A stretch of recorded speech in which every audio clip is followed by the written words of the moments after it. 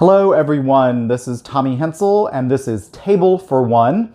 If you have been following my blog or these videos, you know that I'm in the middle of a cookbook challenge. What I'm doing is reviewing all the cookbooks on my shelf one at a time, then using a random number generator to pick a page, and then I'm cooking whatever is on that page. So today is going to be, well, not cooking, it's a preparation demo or recipe demo. The cookbook that I just reviewed is the 15th anniversary edition of the iconic Moosewood Cookbook. The cookbook first came out in 1977. This one was written in 1992 with some adjustments from the original recipes. But page 36, the page that my number generator came up with, is the page for chilled berry soup. I was excited by that because there's no cooking involved. It's just some preparation. So a little bit about this recipe. If it were the middle of the summer, I might be able to find local, fresh, juicy berries, but it's not. It's the middle of October now.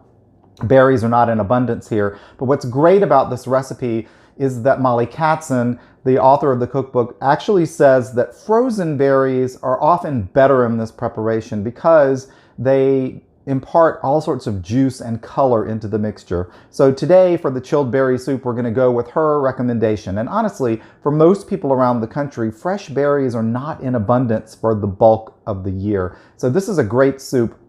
It can be a dessert, it can be an appetizer, it can be part of a main course. It can go almost anywhere in your meal. So we're going to talk about what's in this soup. It's a super simple recipe. So of course, frozen berries. I went with this berry medley from Trader Joe's. It's got frozen strawberries, blackberries, blueberries, and raspberries. So I think it'll be really nice once they start to melt and impart some color to the mixture. It'll be awesome.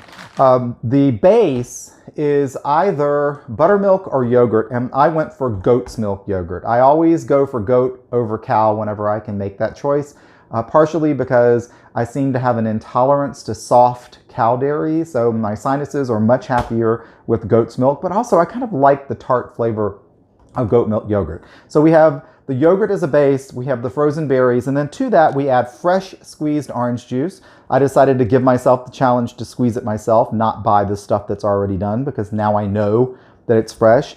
A little bit of fresh squeezed lemon juice, some honey to give it just a little bit of sweetness, and then in the end, if you want to garnish, you can garnish with cinnamon and some sprigs of fresh mint. I just happen to have some because I bought it for a recipe not too long ago. So what I'm going to do is I'm going to go off for a few minutes. I'm going to prep all of this and then I'm going to put it together. After I do that, I'm going to stick it in the refrigerator overnight and I'll come back tomorrow and finish shooting this video. And when I edit it all together, you'll see 2 pieces of it from today and another piece from the second day, because I want the soup to have a chance to kind of meld flavors and adapt some color. So I'm going to go away for a few minutes, do a little preparation, and I'll be right back. Hello again, I am back. This is going to be the easiest of all recipes. So I have the yogurt, the goat's milk yogurt. The recipe requests that you whisk in the orange juice, the freshly squeezed orange juice, which I am doing. Oh, you've probably noticed in this recipe as well as others, I have an obscene amount of products from the Pampered Chef. I love Pampered Chef. So yay on that. These are awesome. Perfect for prepping in advance and mise en place. Okay, so I've whisked together the orange juice with the yogurt.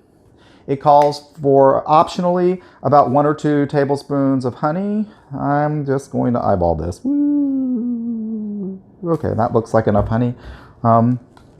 I can always correct the flavor later. 1 to 2 tablespoons of lemon juice. I'm going to do 2. This is freshly squeezed lemon juice. Whisking that in. So that's the base for the soup. Super easy. Mixed berries.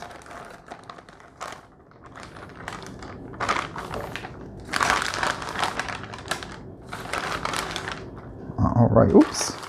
Don't want to miss any of them. And rather than the whisk, I'm going to stir these in. All right. Oops. Well, I'm making a mess. I should have worn an apron today. Ooh, I don't know if you can see it, but if you look, you can see a little bit of the color that's being imparted. This is going to have a lovely color. So I've stirred this up. Now what I'm going to do is just put the top on it and stick it in the refrigerator overnight. And then tomorrow I'm going to plate it out. I'm going to dust it with some cinnamon, put a little sprig of mint on it, and taste it for you and let you know what I think. So voila, the quickest and easiest of all summery berry soups. There you go. I'll be back soon with the taste sensation, I hope. Well, as promised, I am back on another day. Really quick, I just want you to see what this soup looks like. As you can see, the berries imparted this beautiful, I guess you might call it mauve color, but it's really quite lovely. I tasted it. It tastes pretty good. I would say if you're going to make this soup, now if you can see it is the consistency of soup. It's not thick at all. So you could serve it, I think, just as a soup before a meal, or you could put this on cereal in the morning. I think it would be awesome on cereal. It's a little bit tart for me. So I think if you did fresh berries in the summertime, they might be sweeter, but I would, if you make this, you find the recipe, I would err on the side of using more honey than 2 tablespoons. I would probably put 3, maybe even 4 tablespoons in here just to get the sweet level up a little bit, because the frozen berries do tend to be a bit tart. But there you have it, chilled berry soup from the 15th anniversary edition of the Moosewood Cookbook. I will be back soon with another cookbook, which just happens to also be a vegetarian cookbook. So we're going to be staying in that veggie zone for a while.